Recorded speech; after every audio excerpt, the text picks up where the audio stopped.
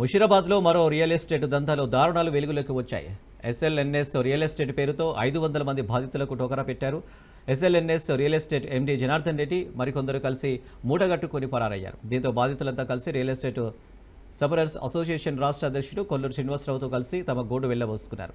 బసవాపురంలో survey number 46 నుంచి 52, 379 నంబర్లో గల భూములను 2008వ సంవత్సరం బండారి జనార్దన్ రెడ్డి గ్రామస్తుల దగ్గర 67 ఎకరాల భూమిని కొనుగోలు చేశారు. ఈ భూమిని 900 ప్లాట్లుగా చేసి 500 మందికి అమ్మకాలు జరిపాడు.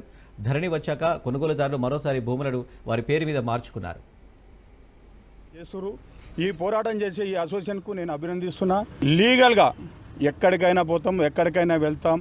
ఈ గవర్నమెంట్ ఏం చేస్తుందని కూడా ప్రశ్నిస్తాం. బడుగు బలైన వర్గాలు, పేదలు ఇలాంటి వాళ్ళే ఈ ప్లాట్లు కొనుక్కునేది. ఇలాంటి వాళ్ళ కోసమే ఈ పోరాటం.